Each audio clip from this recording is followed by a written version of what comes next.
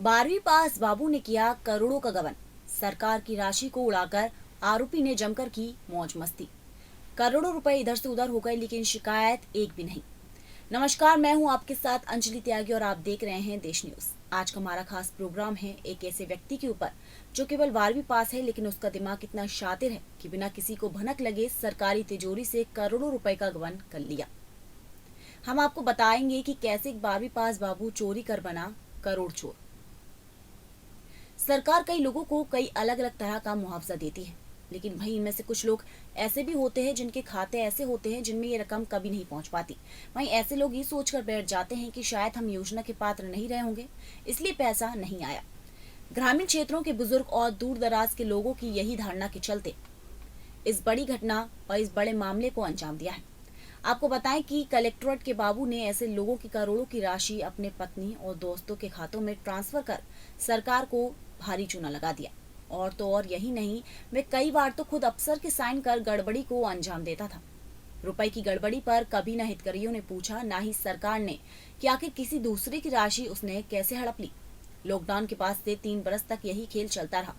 अब ये घपला खुला तो बाबू और उसकी पत्नी समेत 29 लोगों को आरोपी बनाया गया है। आपको बताते हैं कि कैसे किया उसने ये पूरा घपला और किस चालाकी से इस काम को उसने अंजाम दिया।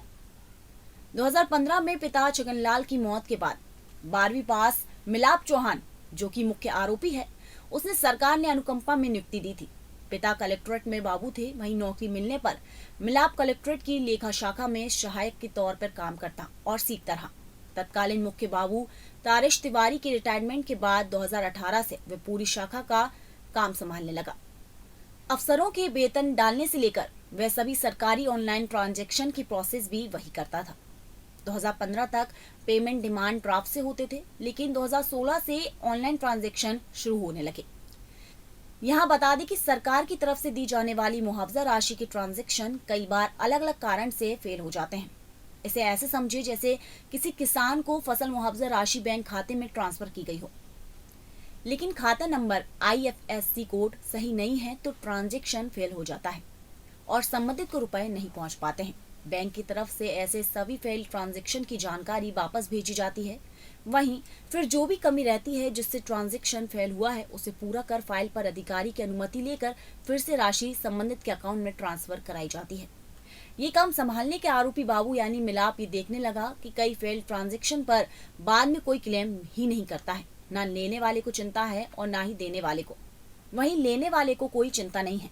कई रुपए अनक्लेम या फिर फेल ट्रांजैक्शन के कारण महीनों तक यूं ही खाते में पड़े रहते हैं। यहीं से उसके शातिर दिमाग में लालच आया और फेल ट्रांजैक्शन और अनक्लेम फंड को देख उसके मन में लालच पैदा हो गया। इसके बाद उसने ऐसा हेराफेरी कर इन रुपयों में घपला करने की प्लानिंग की कि सरकार की तरफ से कीट प्रकोप से फसल के नुकसान पर मिलने वाली मुआवजा राशि, निर्वाचन का पैसा, राहत राशि के जो ट्रांजैक्शन फेल हो गए थे उनका पैसा मिलाप ने अपने अलावा अपनी पत्नी Manisha by, extreme solution office में साथी कर्मचारी रणजीत सिंह करोड़, प्यून अमित निमालकर के खाते में ट्रांसफर कर दिए। लेखा शाखा से बड़ी संख्या में ट्रांजैक्शन होते हैं। ऐसे में अधिकारियों की माने तो एक एक ट्रांजैक्शन की जांच करना संभव नहीं है। कर्मचारी पर विश्वास करके ही काम होता है, ये बात मिलाप अच्छे से जानता था। उसे पता था कि स्थानीय स्तर पर ऐसी कोई व्यवस्था नहीं है जिसमें एक एक ट्रांजैक्शन चेक होता हो। एक बार पैसा किसी अकाउंट में सक्सेसफुली ट्रांसफर हुआ तो फिर देखने वाला कोई नहीं है। फेल ट्रांजैक्शन की शिकायत करने कोई किसान आएगा, इसकी संभावना भी बहुत कम होती है। किसान को लगेगा कि पटवारी ने ही शायद मुआवजा सूची में उसका नाम नहीं जोड़ा होगा।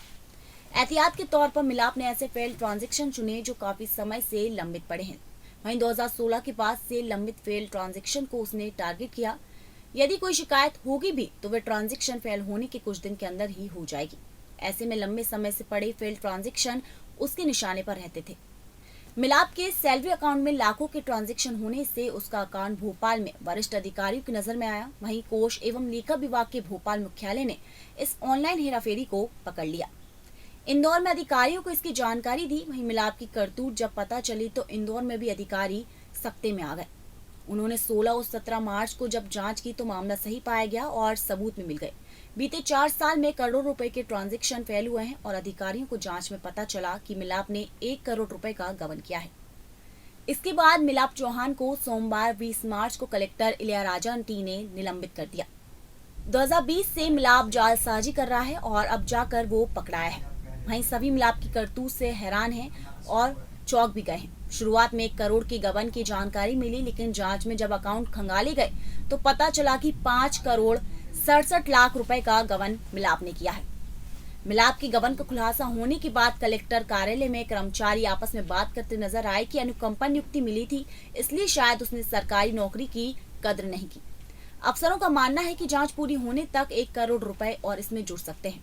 कितने खातों में गबन की राशि डाली गई है, इसकी जानकारी भी अभी जुटाई जा रही है। 2018 में सेवानिवृत्त हुई लेखा विभाग के बाबू तारिश तिवारी के कार्यकाल की भी जांच होगी। उस समय भी ये खेल तो नहीं खेला गया और इसे भी देखा जाएगा। गड़बड़ी सामने आने के बाद ट्रेजरी के अन्य स्टाफ को भी बदला गया है। 2020 से लेकर अभी तक लेखा शाखा के प्रभारी के रूप में 5 एसडीएम बदल चुके हैं, लेकिन किसी को भी इस बात की भनक तक नहीं लगी कि मिलाप इतना बड़ा खेल कर रहा है।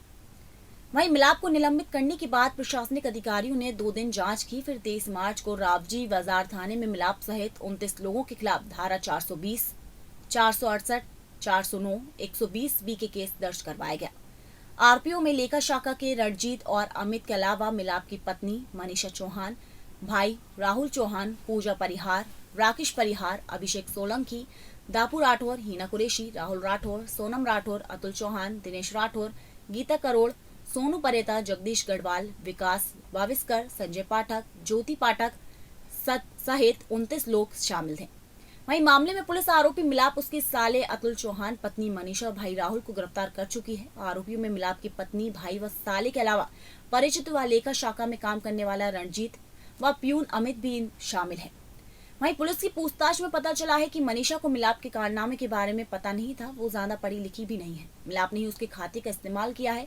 पत्नी के खाते में राशि ट्रांसफर कर मिलाप निकाल लेता था। मिलाप 31 मार्च तक पुलिस रिमांड पर है। भाई राहुल के पास से सेकंड हैंड आर्थिक अगार पुलिस ने जब्त की है। वहीं रावजी बाजार थाना प्रभारी प्रीतम सिंह ठाकुर ने बताया कि इतने सालों में करोड़ों रुपए इधर से उधर हो गए, वहीं इसकी शिकायत एक भी नहीं हुई, जबकि कई हितग्राहियों की राशि मिलाप ने अन्य खातों में ट्रांसफर की है। इस मामले में रणजीत, अमित सहित अन्य आरोपी अभी फरार चल रहे हैं। प्रशासनिक अधिकारियों ने बताया है कि हजारों ट्रांजैक्शन होते हैं, ऐसे में एक एक ट्रांजैक्शन की जांच कर पाना संभव नहीं है। हितग्राहियों को भी पता लगाया जा रहा है कि वो कौन थे जिनकी राशि का गबन मिलाप ने किया है। मिलाप ने सरकारी रुपयों से महू में फार्म हाउस खरीदा, साथ ही जमकर अय्याशी भी की। वो घूमने के लिए गोवा जाता था और कॉल गर्ल को भी लाखों रुपए का भुगतान वो करता था। बैंक खाते की जांच और पूछताछ में ये खुलासा हुआ है कि अपने रिश्तेदारों को भी अय्याशी कराने के लिए वे अपने साथ ले जाता था और वहां समंदर किनारे लग्जरी होटलों में पार्टी करता था, साथ ही पानी की तरह पैसा बहाता था। मिलाप ने 3 साल में 11 लाख रुपए से अधिक की हवाई यात्राएं भी की हैं। साथ ही इसमें गोवा, मुंबई के अलावा अन्य शहरों की यात्राएं भी शामिल हैं। मिलाप के खाते से सबसे ज्यादा 3.67 करोड़ रुपए की राशि ट्रांसफर होने की बात भी सामने आई है। रणजीत के खाते में 55 लाख भेजे गए, जबकि 33 खातों में अलग अलग माध्यम से राशि ट्रांसफर की गई। पर सवाल ये उठता है कि क्या वाकई कोई भी व्यक्ति अकेला गबन या भ्रष्टाचार कर सकता है, या फिर कई और भ्रष्टाचारियों की मिलीभगत हो सकती है? ये तो आगे की कार्यवाही बताएगी। फिलहाल प्रोग्राम में बस इतना ही। बने रहिए देश न्यूज के साथ। नमस्कार।